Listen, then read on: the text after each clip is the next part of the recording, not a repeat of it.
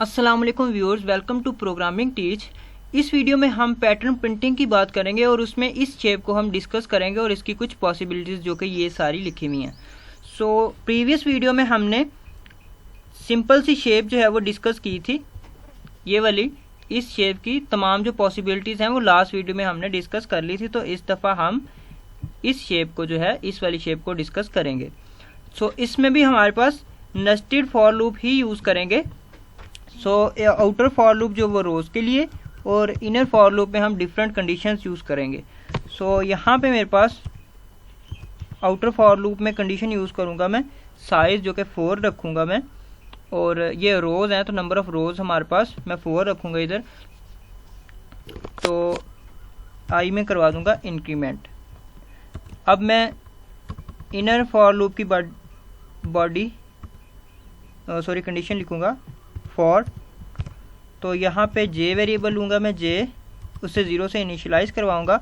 यहाँ पे मैं कंडीशन यूज़ करूँगा j is less than equal to i, और जे में करवा दूँगा इंक्रीमेंट। अभी इसे ड्राई रन भी करते हैं। अब फॉर लूप की ब्रेसेस, इनर फॉर लूप की, ये इनर फॉर लूप की ब्रेसेस, ये आउटर फॉर लूप की ब्रेसेस।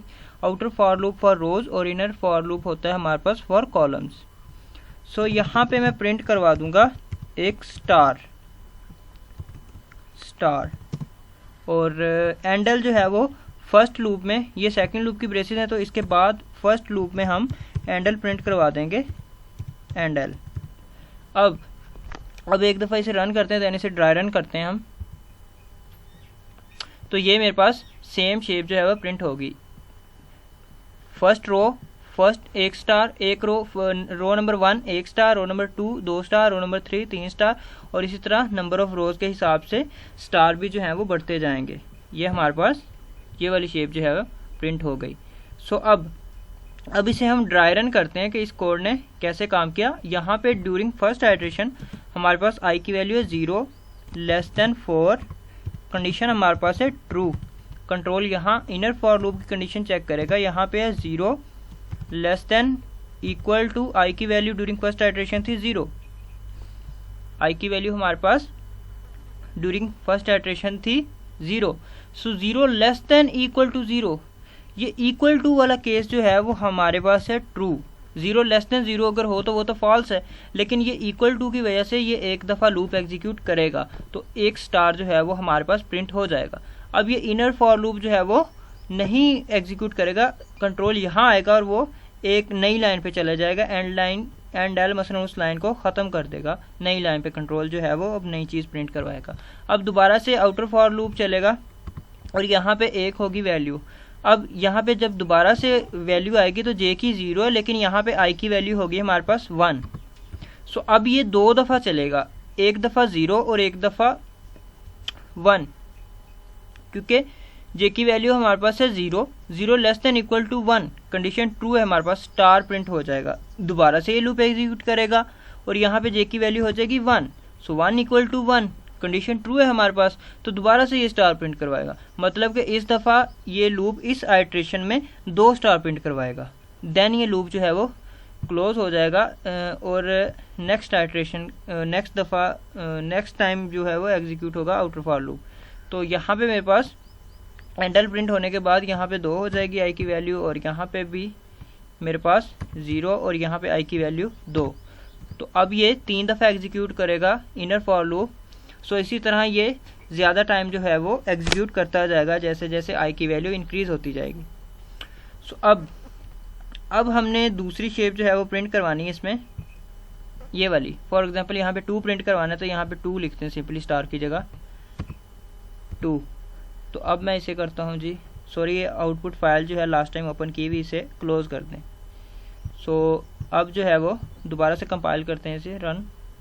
ये मेरे पास 2 2 2 2, जितनी रोज़ का नंबर है वही एलिमेंट्स हैं, मतलब कि first row 1 element, second row 2 element, तो ये मेरे पास शेप प्रिंट होगी। अब नेक्स्ट शेप हम प्रिंट करवाएंगे जो कि मेरे पास ये वाली 0 0 1 0 1 0, मतलब कि पहले 0 प्रिंट करवाएगा, फिर 0 1, या ये देख लें कि कॉलम्स में सेम वैल्यू है, first column 0, second column 1, third column 0, इस तरह। तो इसे हम प्रिंट करवाएंगे। तो इसके लिए मैं करूँगा यहाँ पे कि कंडीशन यूज़ करूँगा कि इफ़ कंडीशन यूज़ करूँगा। इफ़ हमारे पास जो है वो j का मॉडुलस लेंगे 2 से, अगर j में इवन वैल्यू है तो हम प्रिंट करवा देंगे यहाँ पे 0 प्रिंट करवा देंगे, और एल्स केस में हम 1 प्रिंट करवा देंगे। एल्स सी आउट 1 करवा देंगे यहाँ पे 1। तो ये अगर तो j में j modulus 2 is equal to 0, अगर तो j में इवन वैल्यू होगी तो ये 0 प्रिंट करवाएगा, एल्स वो 1 प्रिंट करवा देगा। अब मैं इसे कंपाइल और रन करता हूँ। सो ये 0 0 1 0 1 0 0 1 0 1, मतलब के सेम कॉलम्स में जो है वो हर एक कॉलम में एक स्पेसिफिक वैल्यू है। फॉर एग्जांपल फर्स्ट कॉलम में 0 है, और 2 में 1 है, 3 में फिर 0 है, और देन 1 है हमारे पास, लेकिन शेप हमारे पास वही वाली है जो हमने मेन शेप डिस्कस की थी। तो अब यहाँ पे होगा क्या बेसिकली कि यहाँ पे जब j की वैल्यू 0 थी तो ये 0 प्रिंट करवा देगा, क्योंकि फर्स्ट वाला केस है तो ये ट्रू है हमारे पास। सेकंड टाइम ये नहीं प्रिंट करवाएगा, देन ये थर्ड टाइम प्रिंट करवा देगा। सो इसी तरह ये चलता जाएगा। सो अब हम नेक्स्ट शेप जो है वो प्रिंट करवाएंगे।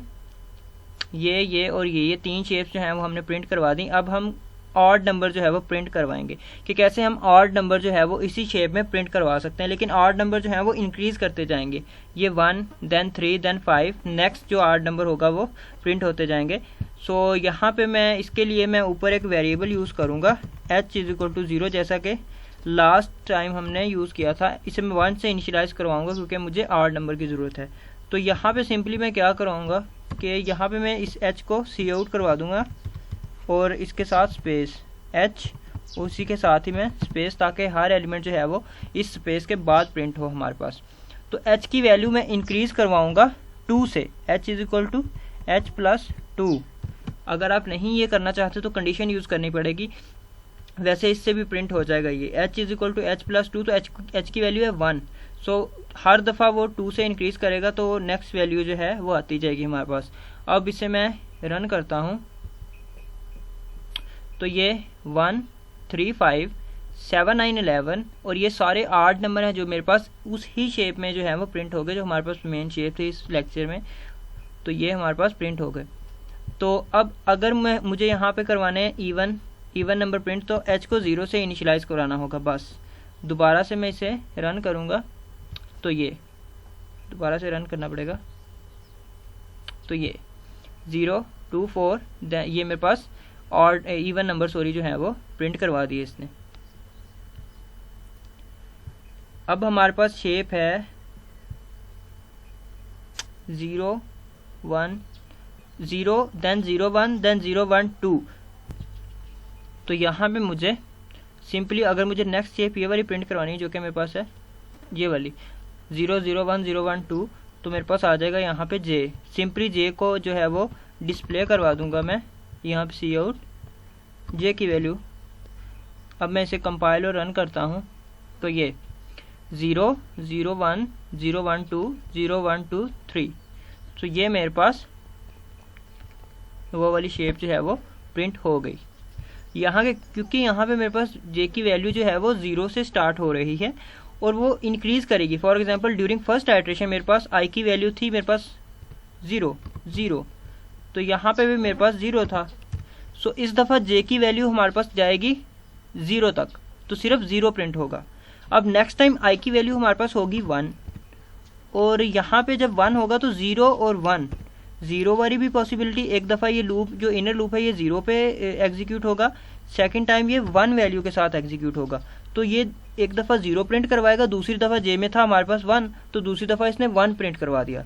देन ये i की वैल्यू हमारे पास इंक्रीज़ होगी 2, देन यहाँ पे 2 होगा, एंड देन इनर लूप जो है वो हमारे पास 3 टाइम्स एग्जीक्यूट करेगा। तो इसी तरह ये शेप जो है वो प्रिंट हो जाएगी। तो ये थी हमारे पास शेप नंबर 2।